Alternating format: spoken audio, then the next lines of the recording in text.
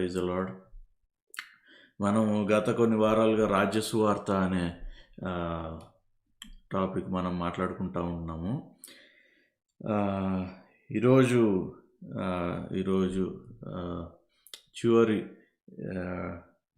చివరిగా ఆ టాపిక్ ముగించుకుందాము. మొదటగా మనం అపోస్తల కార్యాలు మొదటి అధ్యాయము 3వ వచనం నుండి 8వ వచనం వరకు చదువుకుందాము. ఆయన శ్రమపడిన తర్వాత 40 దినముల వరకు వారికి అగుపడుచు దేవుని రాజ్య విషయములను గూర్చి బోధించుచు అనేక ప్రమాణాలను చూపి వారికి తను తాను సజీవునిగా కనపరుచుకొనెను. ఆయన వారిని కలుసుకొని ఈలాగు ఆజ్ఞాపించెను, మీరు యెరూషలేములో నుండి వెళ్ళక నా వలన వినిన తండ్రి యొక్క వాగ్దానం కొరకు కనిపెట్టుడి. యోహాను నీళ్లతో బాప్తిస్మం ఇచ్చెను, గాని కొద్ది దినములలో మీరు పరిశుద్ధాత్మలో బాప్తిస్మము పొందెదరనెను. కాబట్టి వారు కూడి వచ్చినప్పుడు, ప్రభువా, ఈ కాలమందు ఇశ్రాయేలు నాకు రాజ్యంను మరలా అనుగ్రహించెదవా అని ఆయనను అడగగా, ఆయన కాలములను సమయములను తండ్రి తన స్వాధీనమందుంచుకొని ఉన్నాడు, వాటిని తెలుసుకొనుట మీ పని కాదు. అయినను పరిశుద్ధాత్మ మీ మీదికి వచ్చినప్పుడు మీరు శక్తి నొందెదరు గనుక మీరు యెరూషలేములోను యూదయ సమరయ దేశం అంతటయును భూదిగంతముల వరకును నాకు సాక్షులై ఉందురని వారితో చెప్పాను. Praise the Lord. Hallelujah. So రాజ్యమును గూర్చిన విషయాలు యేసుప్రభు శిష్యులకు బోధిస్తూ వచ్చాడు. భూదిగంతములు దాన్ని ప్రకటించాలని వారికి చెప్పాడు. ఎట్లా అంటే పరిశుద్ధాత్మ వాళ్ళు మీదికి వాళ్ళు శక్తి పొందుకుంటారు కాబట్టి వాళ్ళు ఆయనకి సాక్షులుగా ఉంటారని చెప్పాడు. సో మనకి కూడా అదే వర్తిస్తుంది. పరిశుద్ధాత్మని మనం పొందుకున్నప్పుడు మనం శక్తి పొందిన వాళ్ళం అవుతాం కాబట్టి ఆయన రాజ్యానికి సాక్షులుగా మనం ఉంటాం. అయితే ఈరోజు చివరిగా మనం కొన్ని విషయాలు మనం ఈ దేవుని రాజ్యం గురించి కొన్ని విషయాలు మనం ఈరోజు మాట్లాడుకుందాం.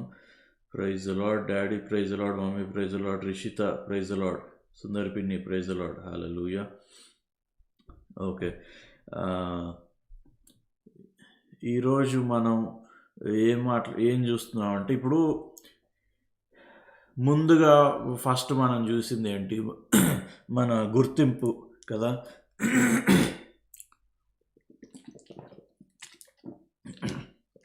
నువ్వు దేవుడి బిడ్డగా ఉన్నప్పుడు నీ గుర్తింపు ఏంటి? దేవునిలో నీ గుర్తింపు ఏంటి? నువ్వెవరివి?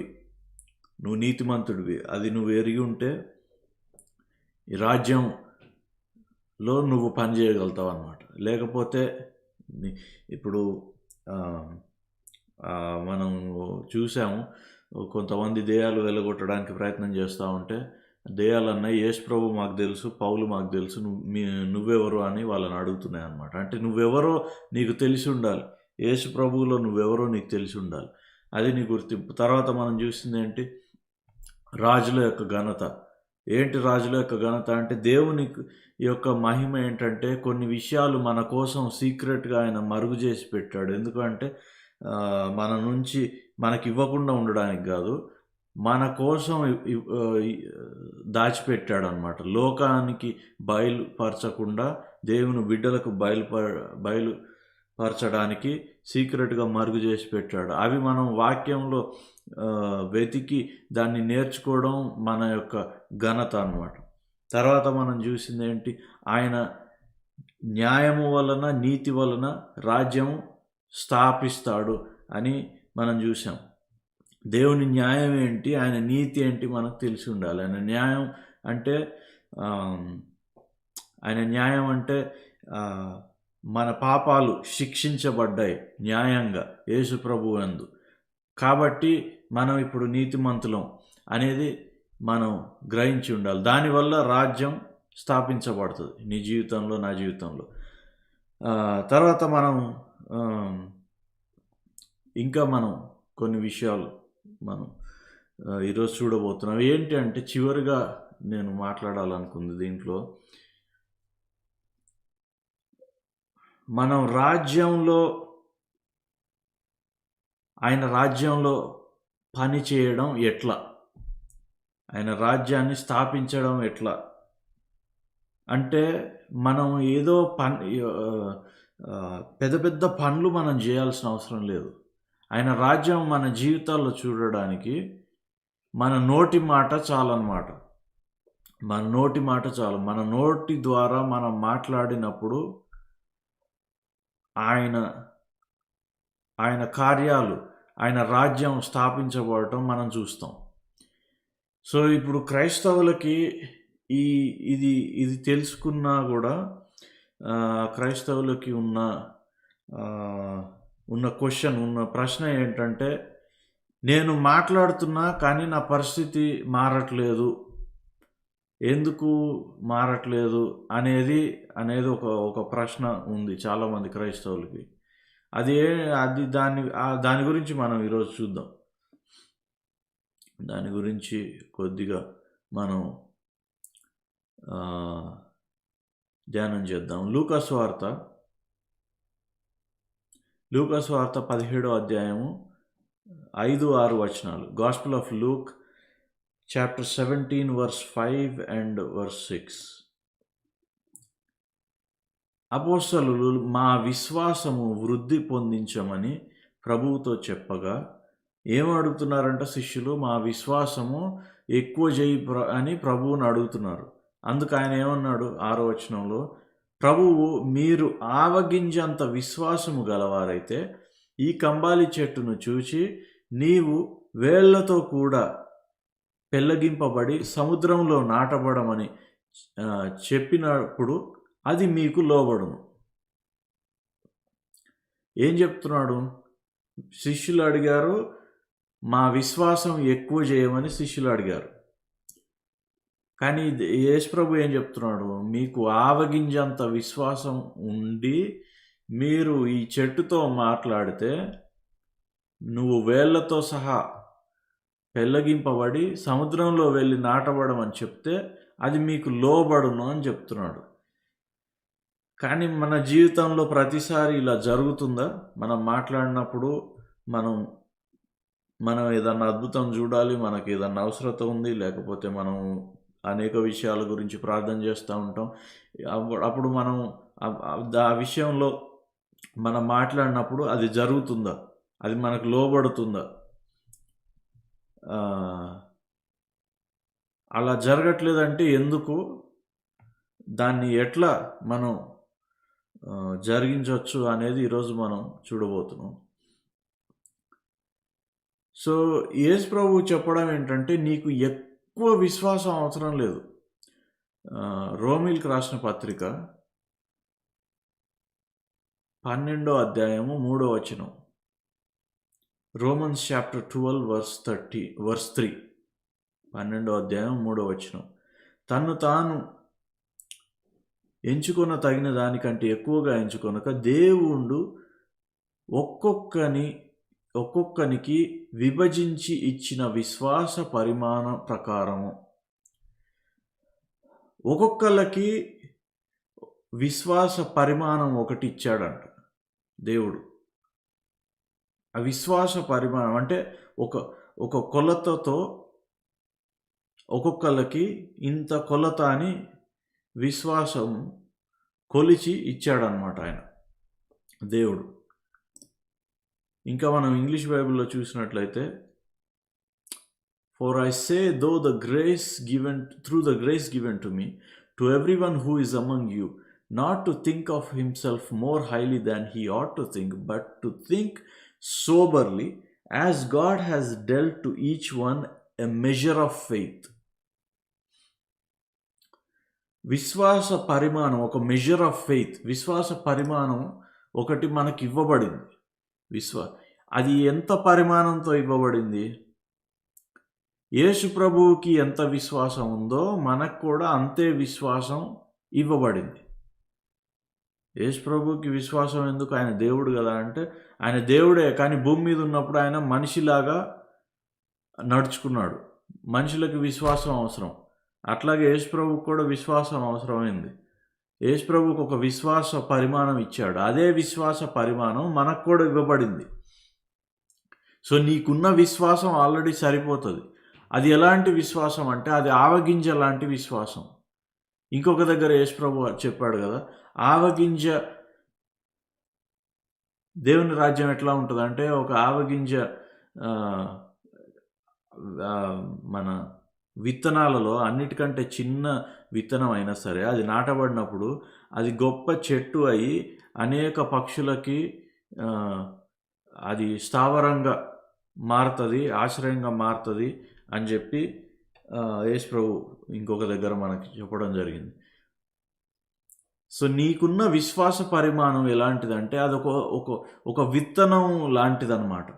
నీకున్న విశ్వాసం ఒక విత్తనం లాంటిది.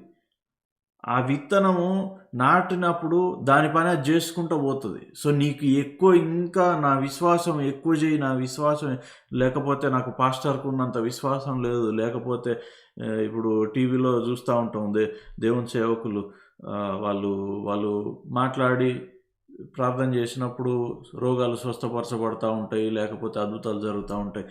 వాళ్ళకు ఉన్నంత నా విశ్వాసం నాకు లేదు అని నువ్వు అనుకోవద్దు. నీకు ఆల్రెడీ నీకున్న విశ్వాస పరిమాణం సరిపోతుంది నీ జీవితంలో. నువ్వు మాట్లాడితే కార్యం జరగటానికి. అయితే ఈ విశ్వాసము విత్తనం రూపంలో ఉందన్నమాట. అందుకే యేసు ప్రభు ఆవగింజంత విశ్వాసం నీకుంటే చాలని అన్నాడు. ఒక విత్తనం రూపంలో నీకు విశ్వాసం ఇవ్వబడింది. అది ఎట్లా వచ్చింది నీకు ఆ విశ్వాసం?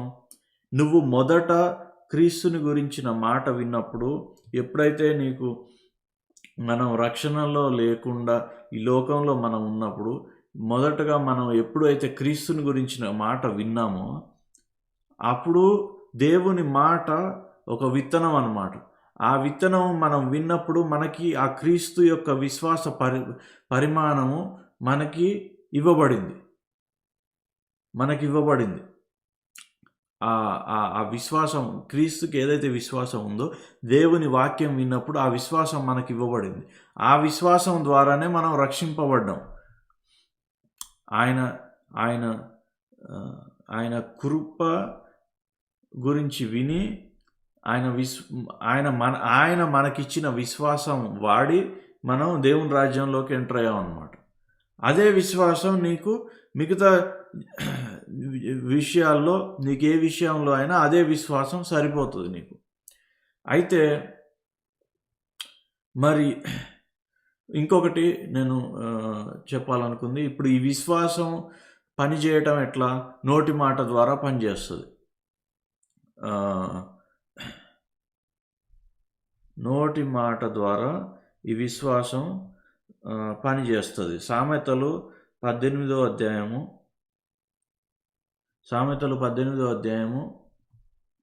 21వ వచనం. జీవమరణములు నాలుక వశము, దాని యందు ప్రీతి పడువాడు దాని ఫలము తిందురు. Death and life are in the power of the tongue, and those who love it will eat its fruit. ఇందాక మనం ఏమనుకున్నాం? విశ్వాసము విత్తనం లాంటిది. విత్తనం నాటినప్పుడు ఏమవుతుంది? అది చెట్టుగా ఫలిస్తుంది. చెట్టుగా ఫలించినప్పుడు ఏమవుతుంది? దాని నుంచి ఒక ఫలం వస్తుంది. ఇక్కడ వాక్యం ఏం చెప్తుంది? జీవము మరణము నాలుక వశము, దాని యందు ప్రీతిపడువారు దాని ఫలము తిందురు. జీవము మరణము నాలుక వశం అంట. నీ జీవితంలో ఏ విషయంలో జీవం కలగాలి, ఏ విషయంలో మరణం కలగాలి? ఇప్పుడు రోగం ఉందనుకో, రోగానికి మరణం కలగాలి, నీ శరీరానికి జీవం కలగాలి. అది ఎలా కలుగుతుందంట? ఆ జీవము మరణం యొక్క శక్తి నీ నాలుకలో ఉందంట. అది నువ్వు నీ నాలుకను వాడినప్పుడు దాని యొక్క ఫలం తింటావంట. అంటే నీ నాలుకను వాడితే ఏం జరుగుతుంది? ఆ విశ్వాసం విత్తనం రూపంలో ఉంది కదా మనలో, అది విత్తుతున్నాం. నీ నాలుక ద్వారా విత్తుతున్నాం ఆ విశ్వాసాన్ని, నీ నోటి మాట ద్వారా విత్తుతున్నావు. అది విత్తినప్పుడు ఏం జరుగుతుందంట, దాని యొక్క ఫలం నువ్వు తింటావంట. సో ఈ నోటి మాట ద్వారా నీ విశ్వాసాన్ని విత్తుతూ ఉంటావు అన్నమాట. దీనివల్ల ఈ దేవుని రాజ్యం, యేసుప్రభు అన్నాడు కదా, ప్రార్థన చేసినప్పుడు ఇట్లా చేయండి అని చెప్పాడు కదా, పరలోక ప్రార్థన మనకు నేర్పించినప్పుడు, తండ్రి నీ రాజ్యం వచ్చును గాక, నీ చిత్తము పరలోకమందు నెరవేరినట్లు భూమి యందు నెరవేరును గాక. తండ్రి చిత్తము నీ జీవితంలో నెరవేరాలంటే నీ నోటి మాట ద్వారా దాన్ని విడుదల చేయాలి. ఈ లోకంలోకి, నీ శరీరంలోకి, నీ జీవితంలోకి, నీ పరిస్థితుల్లోకి దాన్ని విడుదల చేయాలి. విడుదల చేసినప్పుడు అది మనం చూడగలుగుతాం. ఓకే, ఇంతవరకు మనకు అర్థమైంది కదా. ఇప్పుడు మనం ఈ విషయాలు మనకు తెలిసినవే, చాలాసార్లు మనం విన్నాం. ఇప్పుడు మనం మాట్లాడినప్పుడు మనకి ఎందుకు కార్యం జరగట్లేదు అనేది మనం ఈరోజు చూడబోతున్నాం. మార్కు సువార్త 11వ అధ్యాయము 12వ వచనం. Gospel of Mark chapter 12 verse 13 verse 12 sorry gospel of Mark chapter 11 verse 12. మార్కు సువార్త 11వ అధ్యాయం 12వ వచనం. మర్నాడు వారు బేతనియా నుండి వెలుచుండగా ఆయన ఆకలిగొని 13 ఆకులు గల ఒక అంజూరపు చెట్టును దూరం నుండి చూచి దాని మీద ఏమైనను దొరుకునేమో అని వచ్చాను. దాని యొద్దకు వచ్చి చూడగా ఆకులు తప్ప మరేమీ కనబడలేదు. ఏలయనగా అది అంజూరపు పండ్లు కాలము కాదు. 14 అందుకు ఆయన, ఇక మీదట ఎన్నటికి నీ పండ్లు ఎవరును తినకుందురుగాక అని చెప్పాను. ఇది ఆయన శిష్యులు వినిరి. ఈ మాటలు జ్ఞాపకం పెట్టుకోండి. ఈ రోజుల్లో చాలా మంది సేవకులు ఈ వాక్యం గురించి చెప్పినప్పుడు ఏం చెప్తా ఉంటారు తెలుసా? నేను చిన్నప్పటి నుంచి విన్నది, నువ్వు ఫలించకపోతే యేసు ప్రభువు నిన్ను శపిస్తాడు అని చెప్తారు. దాని గురించి అది కాదు ఆయన ఇక్కడ చెప్పదలుచుకుంది. కింద మనం చదివితే అర్థమవుతుంది. వాళ్ళు తర్వాత యెరూషలేములోకి వెళ్తారు. యెరూషలేములోకి వెళ్ళి అక్కడ కొన్ని సంగతులు జరుగుతాయి, అది మనకు తెలుసు. తర్వాత 20వ వచనం కింద మీరు చదవండి. మార్కు సువార్త 11వ అధ్యాయం 20వ వచనంలో మీరు చదవండి. అప్పుడు ఈ అంజూరపు చెట్టు ఏంటి అని మనకు అర్థమవుతుంది.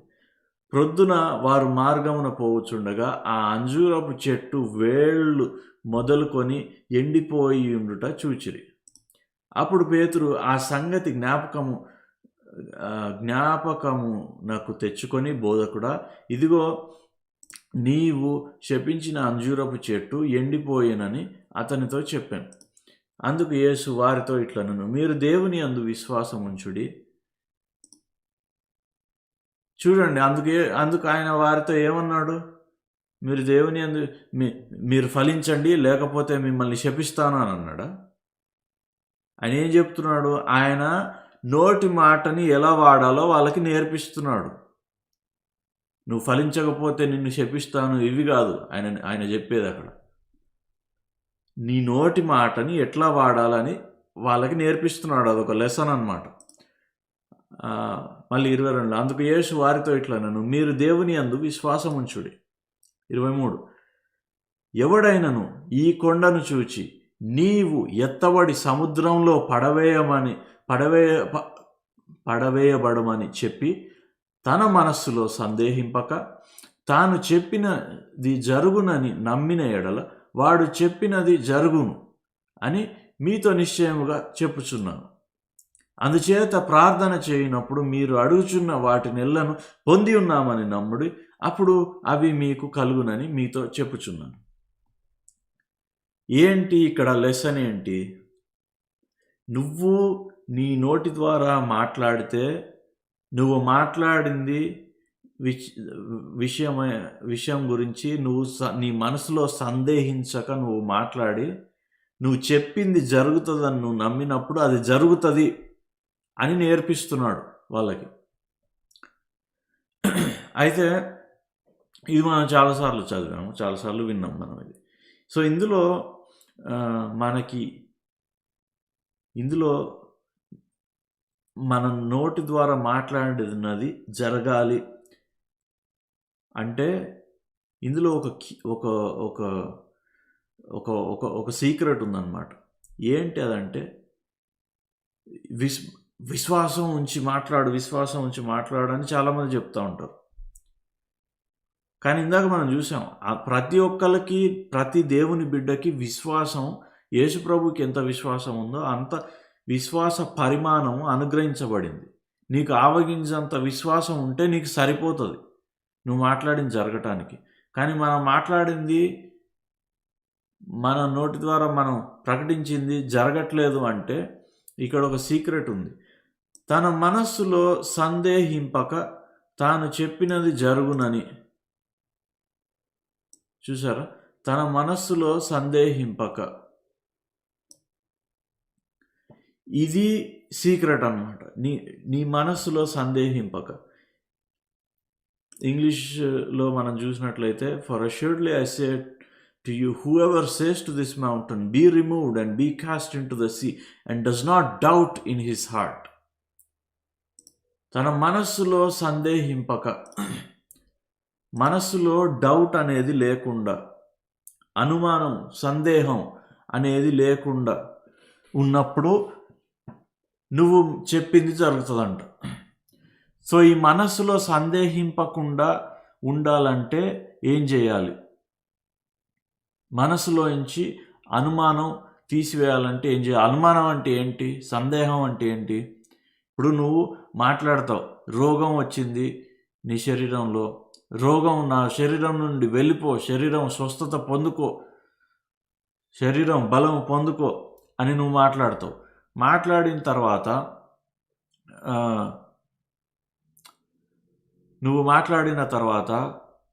శరీరంలో ఇంకా నీకు నొప్పి ఉందనుకో, అప్పుడు నీకు మనసులో ఏం కలుగుతుంటుంది? సందేహం కలుగుతుంటుంది. నీకు ఇంకా నొప్పి లేస్తుంది, నువ్వు చెప్పింది జరగదు, ఇది జరగదు, ఇంకొక వారం రోజులు పడుతుంది నీకు జ్వరం తగ్గడానికి, జ్వరం వస్తే వారం రోజులు పడుతుంది అనే ఒక అలాంటి సందేహాలు మనకు వస్తుంటాయి. దాన్ని జయించడం ఎట్లా? డౌట్ని తీసేస్తే విశ్వాసం దాని పని అది చేసుకుంటూ పోతుంది. సందేహం, ఈ అనుమానాలని తీసేస్తే విశ్వాసం కరెక్ట్గా పనిచేయగలుగుతుంది. సో దీన్ని మనం తీసివేయడం ఎట్లా అంటే ఈ ఒక మాట మనం చూద్దాం. ఈ డౌట్, విశ్వాసం, క్షమించాలి, సందేహం అంటే ఏంటి మనం చూద్దాం. యాకోబు రాసిన పత్రిక 1వ అధ్యాయము 6వ వచనం, 5వ వచనం నుంచి మనం చదువుదాం. మీలో ఎవనికైనాను జ్ఞానము కొదుగువను ఎడల అతడు దేవుని అడగవలెను, అప్పుడు అది అతనికి అనుగ్రహింపబడును. ఆయన ఎవరిని గద్దింపక అందరికి ధారాళముగా దయచేయవాడు. ఇక్కడ ఏం చెప్తున్నాడు యాకోబు? నీకేదన్నా ఈ విషయంలో జ్ఞానం గురించి మాట్లాడుతున్నాడు, కానీ మనం వేరే విషయాలకు కూడా ఇది అప్లై చేసుకోవచ్చు. నీకు ఏదన్నా కొదువుగా ఉంది, నీకు డబ్బులు అవసరం ఉన్నాయి, నీకు ఏదన్నా సడన్గా ఒక అవసరత కలిగింది, లేకపోతే నీ రోగంలో నీ యొక్క శరీరంలో రోగం ఉంది, నీకు స్వస్థత కావాలి, ఏ విషయంలో అయినా సరే ప్రార్థన చేసి మనం దేవుడిని అడిగినప్పుడు ఏమంటున్నాడు? జ్ఞానం కొద్దుగా ఉన్నాడా అతడు దేవుడిని అడగవలను, అప్పుడు అతనికి అనుగ్రహింపబడను. సో దేవుడు అనుగ్రహిస్తాడు, దేవుడు ఇస్తాడు అని చెప్తున్నాడు. ఆయన ఎవరిని గద్దింపక అందరికి ధారాళముగా దయచేవాడు. నీకు ఇది టైం కాదురా, నీకు ఇది టైం కాదు అని అంటాడు దేవుడు? లేదు. ఇక్కడ ఏం చెప్తుంది వాక్యం? ఎవరిని గద్దింపక అందరికి ధారాళముగా ఇస్తాడంట. మనకేం చెప్తున్నారు బయట? మనకి గ్రేస్ చర్చ్లో మాత్రమే ఈ సత్యాలు మనం వింటున్నాం. బయట మనకేం చెప్తున్నారు? ఏమో దేవుడు నీకు ఇంకా ఇవ్వట్లేదంటే నీకు నీకు ఏదో నేర్పించడానికి అయి ఉంటుంది, లేకపోతే ఏం జరిగినా మన మంచికే అనుకోవాలి, ఇలాంటివి చెప్తున్నారు బయట. ఇక్కడ ఏం చెప్తుంది? నువ్వు అడిగింది ఆయన ధారాళంగా, అంటే నువ్వు అడిగిన దానికంటే ఎక్కువ చేస్తాడంట ఆయన. సో ఇది ఒకటి గుర్తుపెట్టుకోవాలి. తర్వాత 6వ వచనంలో, అయితే అతడు ఏమాత్రమును సందేహింపక విశ్వాసముతో అడగవలెను. ఇందాక మనం చూసిందే కదా మార్కు సువార్తలో, మనసులో సందేహింపక విశ్వాసముతో నువ్వు మాట్లాడాలి, విశ్వాసముతో నువ్వు అడగాలి, విశ్వాసంతో నువ్వు మాట్లాడాలి, మనసులో సందేహింపక. ఇంకా మనం ఈ సందేహం ఏంటి, ఈ అనుమానం ఏంటి మనం చూద్దాం. సందేహించువాడు గాలి చేత రేపబడి ఎగిరిపడు సముద్ర తరంగమును పోలియుండును. సో సందేహించువాడంట గాలి సముద్రం మీద వీచినప్పుడు అలలు అటు ఇటు ఎలా కొట్టుకుంటాయో అట్లా దాన్ని పోలి ఉన్నాడంట సందేహించువాడు. అంటే ఏంటి? ఒక మనసులో స్థిరత్వం లేదు, ఒకసారి ఇటు ఒకసారి అటు, గాలి ఎటు వస్తే అటు అలలు ఊగినట్టుగా ఊగుతున్నాడంట ఈ సందేహించువాడు. సో ఈ యొక్క మన మనసులో అనుమానం, మనం మాట్లాడింది జరగదు అని కలిగించే అనుమానం, ఆ సందేహానికి, ఆ డౌట్కి గాలికి ఏదో కనెక్షన్ ఉంది. గాలి అంటే ఏందో మనం చూద్దాం. ఇప్పుడు ఆ గాలి రేగుతుంటే గాలి కనిపించదు, సముద్రంలో అలలే కనిపిస్తుంటాయి, ఇటు అటు ఇటు అటు పెద్ద పెద్ద అలలు అవే కనిపిస్తుంటాయి. మనకు గుర్తుంది కదా మార్కు సువార్త 4వ అధ్యాయంలో వాళ్ళు ఓడలో ఎక్కి యేసుప్రభు నిద్రపోతూ ఉంటాడు. వాళ్ళు యేసుప్రభు అన్నాడు, మనం అద్దరికి వెళ్దాం, అవతలికి వెళ్దాం అని అన్నప్పుడు వాళ్ళు ఓడలు రెడీ చేసుకొని ఆ ఓడలోకి ఎక్కి శిష్యులు వాళ్ళు వెళ్తూ ఉంటే యేసుప్రభు పడుకున్నాడు, నిద్రపోతున్నాడు. ఆ టైంలో ఏం జరిగింది? బాగా గాలి వీచింది, అలలు, పెద్ద పెద్ద అలలు వచ్చాయి, తుఫాన్ వచ్చింది, అలలు ఓడలోకి వస్తూ ఉన్నాయి, నీళ్ళతో నింపబడుతుంది. వాళ్ళు భయపడి ఆయనని లేపారు. ఆయన లేచిన తర్వాత ఏం చేశాడు? ఇప్పుడు వీళ్ళేం చూస్తున్నారు? అలలు వస్తున్నాయి, అలలు ముంచి వేస్తున్నాయి, అలలు ఓడని ముంచి వేస్తున్నాయి. అంటే అలలు ఏంటంటే నీ జీవితంలో ఇప్పుడు నీ శరీరంలో నొప్పి ఉంది, అది ఒక అల లాంటిది అనమాట.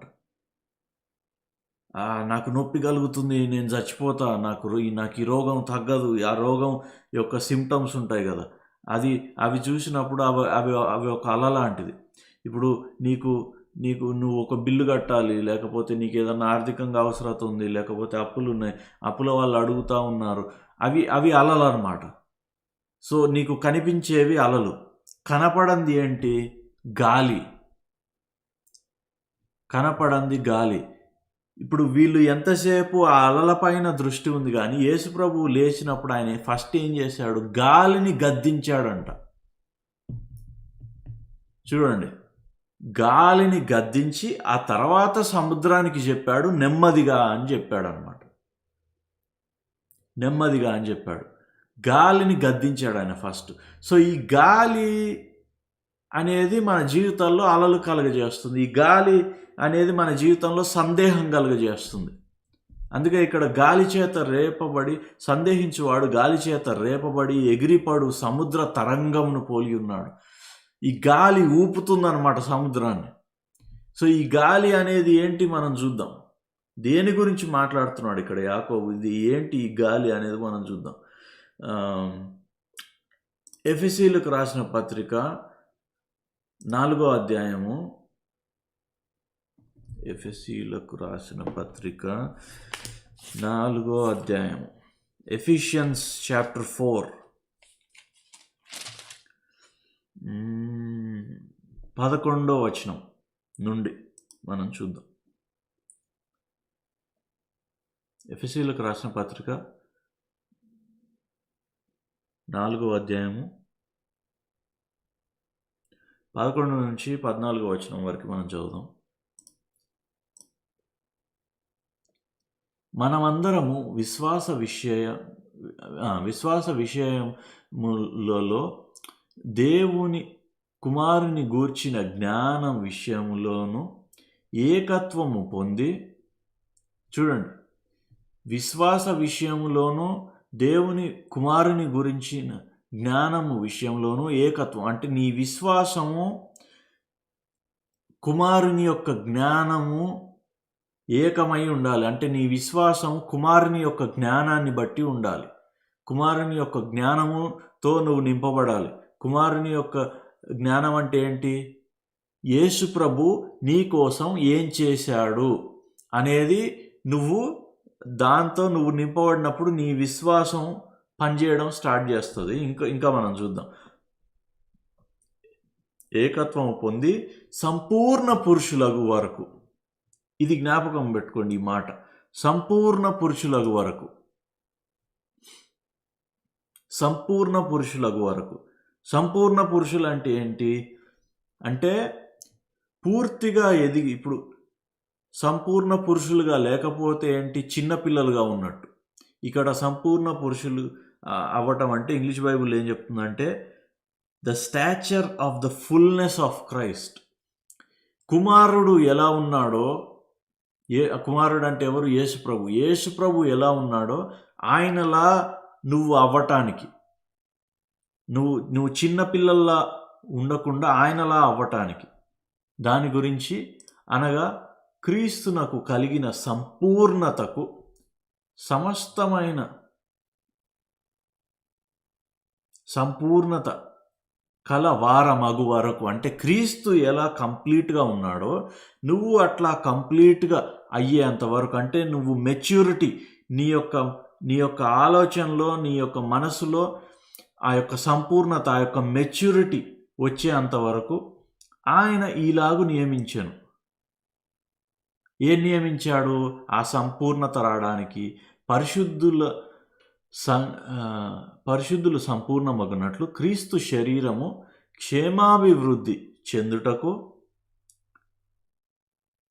పరిచర్య ధర్మము జరుగుటకును ఆయన కొందరిని అపోస్తలుగాను, కొందరిని ప్రవక్తలుగాను, కొందరిని సువార్తీకులుగాను, కొందరిని కాపర్లుగాను, ఉపదేశకులుగాను నియమించను. ఏంటంట? అపోస్తలులు కొంతమంది ఉన్నారు, ప్రవక్తలు కొంతమంది ఉన్నారు, సువార్తీకులు కొంతమంది ఉన్నారు, కాపర్లు కొంతమంది ఉన్నారు, ఉపదేశకులు కొంతమంది ఉన్నారు. వీళ్ళందరూ ఏం చేయాలంట? ఎందుకు నియమించాడు వీళ్ళని? సంఘాన్ని క్రీస్తు యొక్క పరిపూర్ణత, అంటే చిన్నపిల్లలుగా ఉంచడానికి కాదు, చిన్నపిల్లల నుండి క్రీస్తు యొక్క సంపూర్ణ పురుషుడుగా ఎలా ఉన్నాడో కంప్లీట్గా, అట్లా మనం కంప్లీట్ అవ్వటానికి వీళ్ళని నియమించాడు. అంటే ఏంటి? వీళ్ళందరూ ఏం చేస్తారు?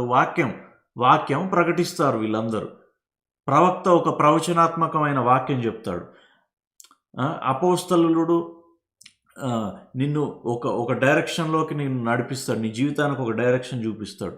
తర్వాత సువార్తీకులు యేసు ప్రభు చేసిన ఆయన యొక్క కార్యం ఏంటి నీకు బోధిస్తారు. కాపర్లు వారం రోజు వెంబడి రోజు గొర్రెలని కీడు మార్గం నుండి పోకుండా వాళ్ళని కాపాడుకుంటూ వాళ్ళకి బోధిస్తూ ఉంటారు. ఉపదేశకులు అంటే బోధించడం, టీచర్స్ అన్నమాట. సో వీళ్ళందరూ ఏంటి? సో చాలామంది ఉన్నారు. ఈ యొక్క సంఘాన్ని క్రీస్తు యొక్క పరిపూర్ణతలోకి లేకుండా రకరకాల వాక్యాలు బోధిస్తూ ఉన్నారు బయట. అవన్నీ మనం వినకూడదు. ఎక్కడైతే ఈ యొక్క క్రీస్తు సంపూర్ణత గురించి బోధించబడుతుందో అక్కడ వినాలి. అవి విన్నప్పుడు నీకు ఆ సంపూర్ణత కలుగుతుంది. సో దీనివలన ఏంటి ఉపయోగం అంటే 14వ వచనంలో చూడండి. అందువలన మనమిక మీదట పసిపిల్లలమయ్యుండి మనుష్యుల మాయోపాయాల చేత వంచనముతోను తప్పు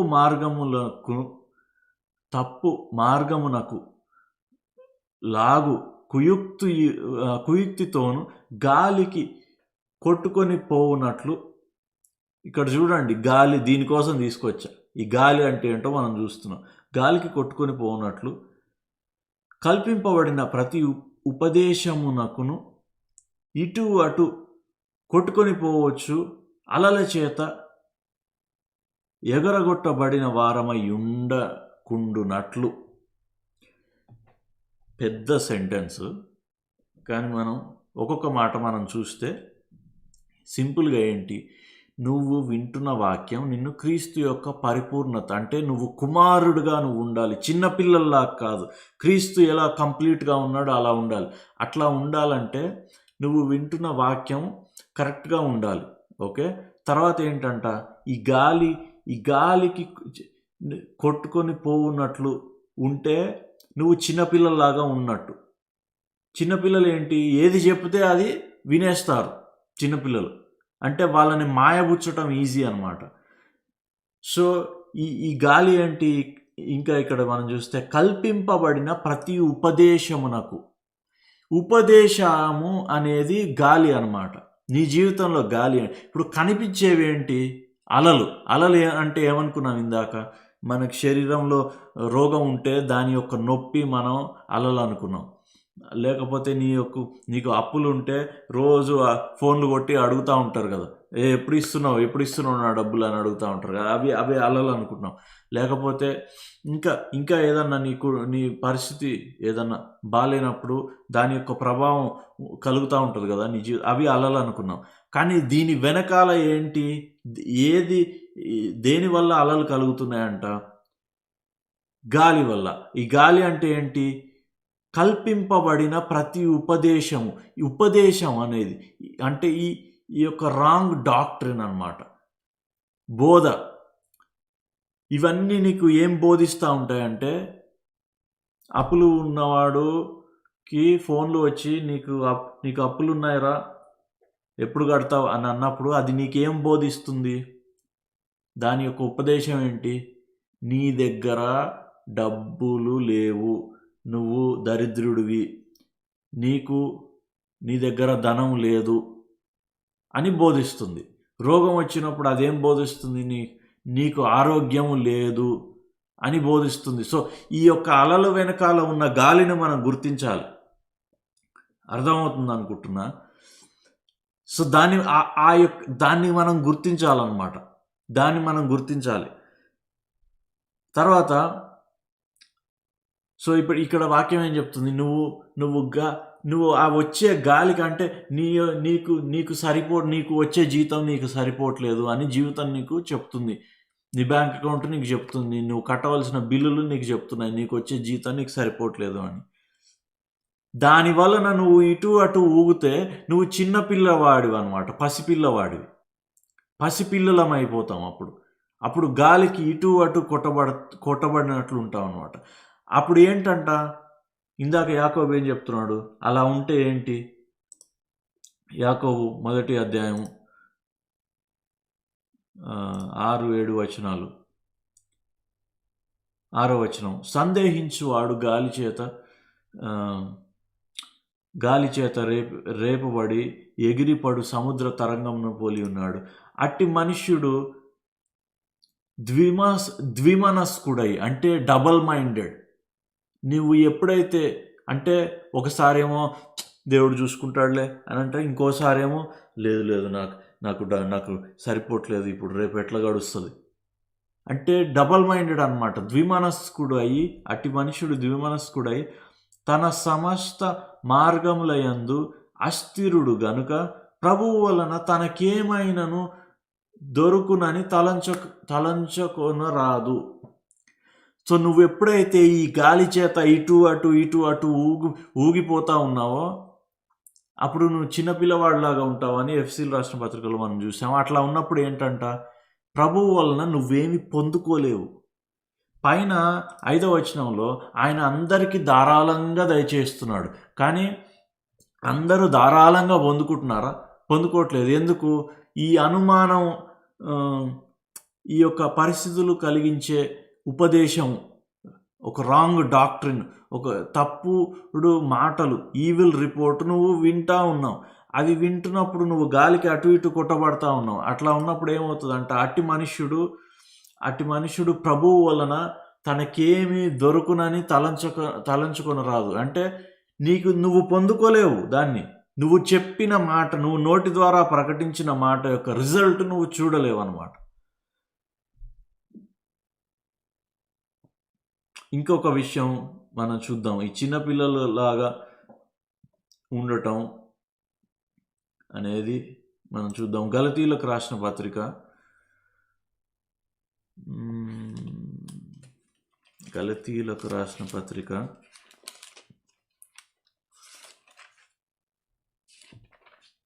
4వ అధ్యాయము,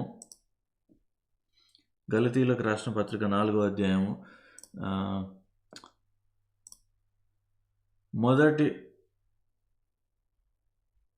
10 వచనాలు నేను చదువుతున్నా. Galatians chapter 4 verse 1 to 10. గలతీయులకు రాసిన పత్రిక 4వ అధ్యాయం మొదటి 10 వచనాలు. మరియు నేను చెప్పినదేమనగా, వారసుడు అన్నింటికిని కర్తయ్యున్నను, బాలుడయ్యున్నంత కాలము అతనికి దాసునికిని ఏ భేదము లేదు. ఇక్కడ చూడండి, నువ్వు వారసుడువా?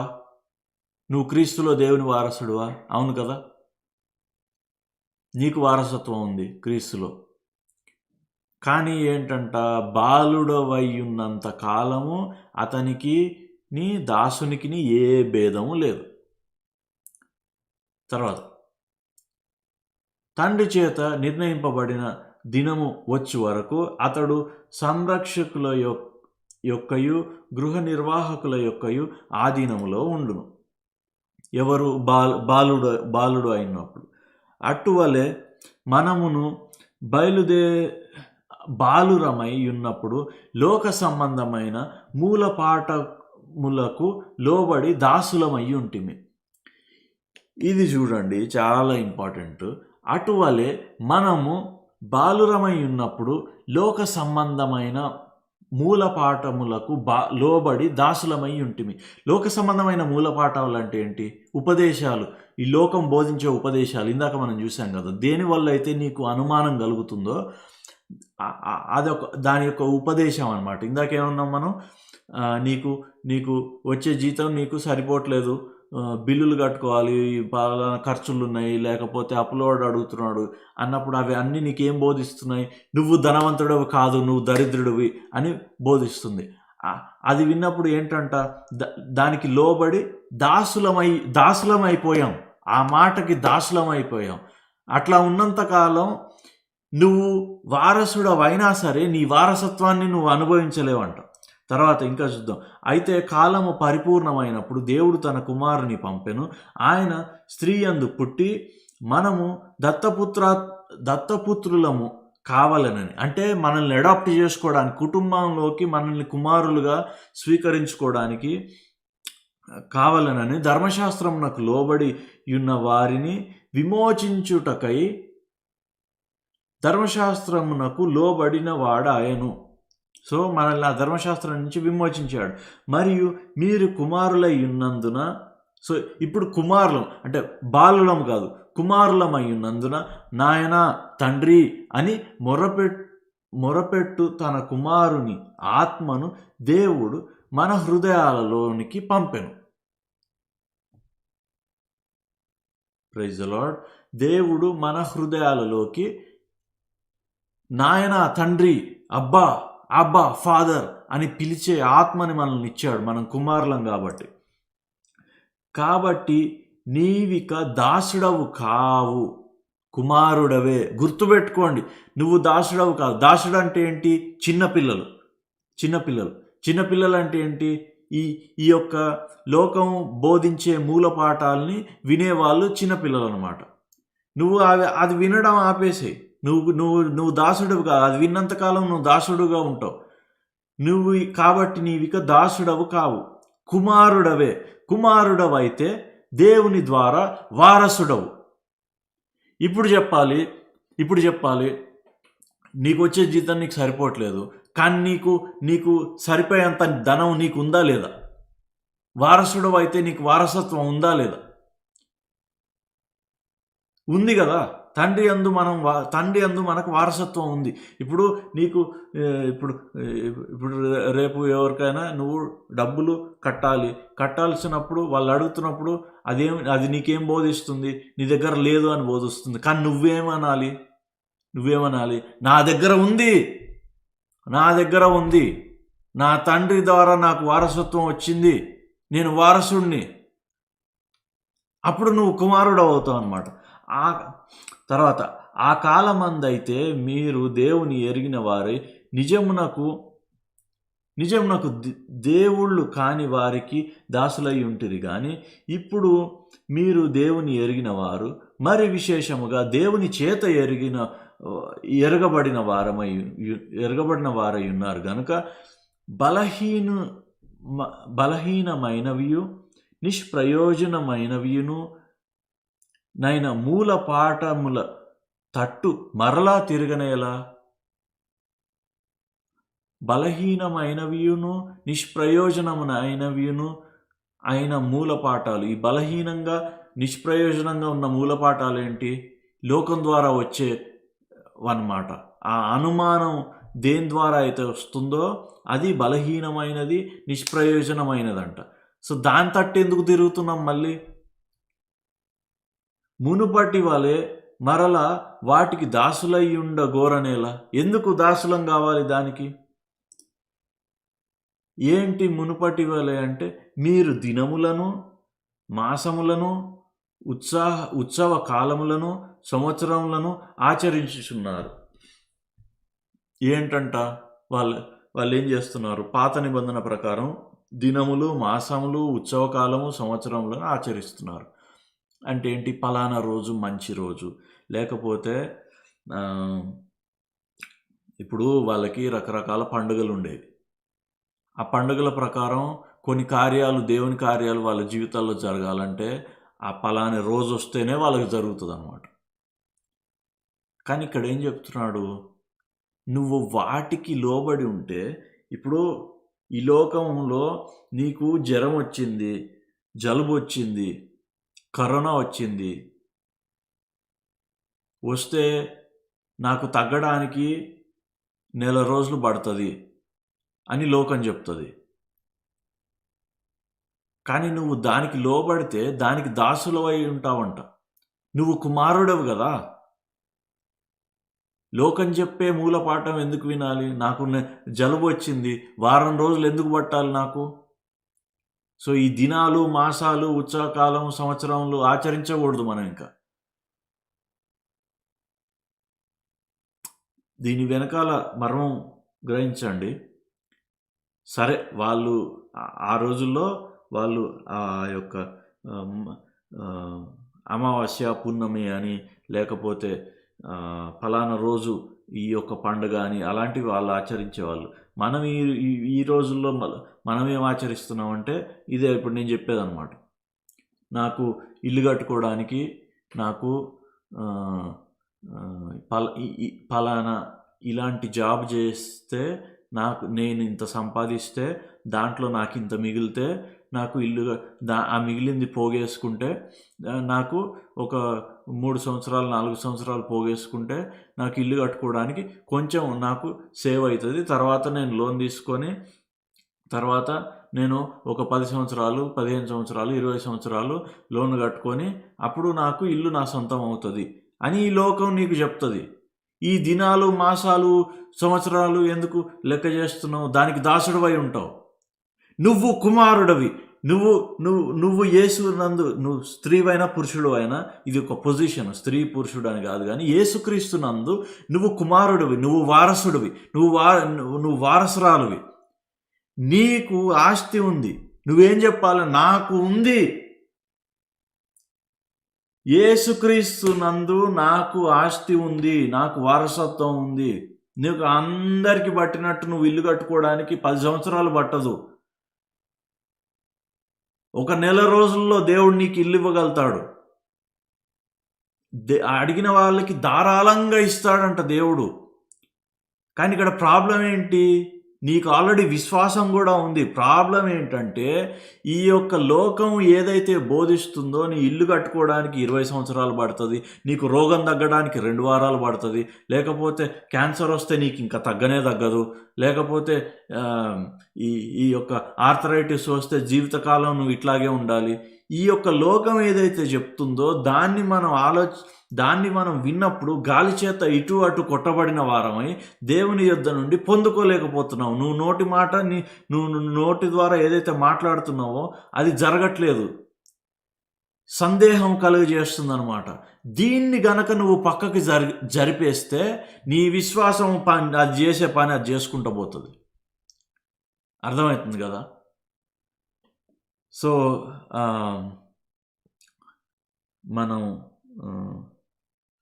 ప్రైజ్ ది లార్డ్, మనం ముగించుకుందాం.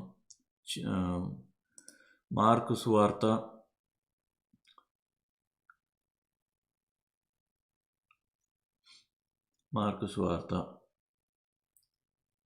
11వ అధ్యాయం 22 నుండి 24 వరకు మళ్ళీ ఒకసారి చదువుకొని మనం ముగించుకుందాం.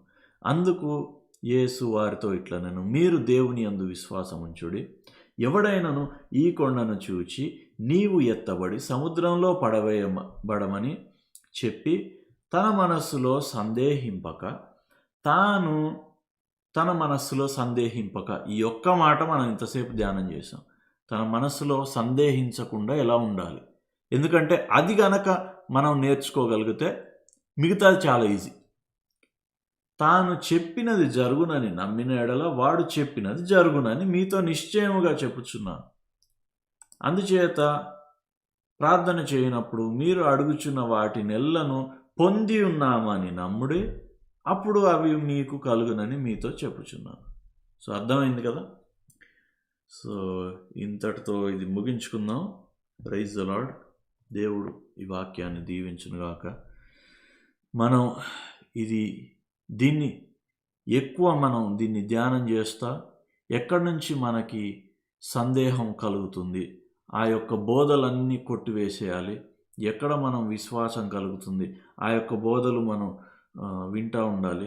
ఒకసారి సందేహం, ఆ డౌట్ అనేది మనం మనసులోంచి తీసివేసుకున్నప్పుడు ఇది ఒక్కసారి జరిగేది కాదు. ప్రతిరోజు ఈ లోకంలో ఉన్నంతకాలం ఏదో ఒకటి మనకి డౌట్ కలుగజేస్తూనే ఉంటుంది.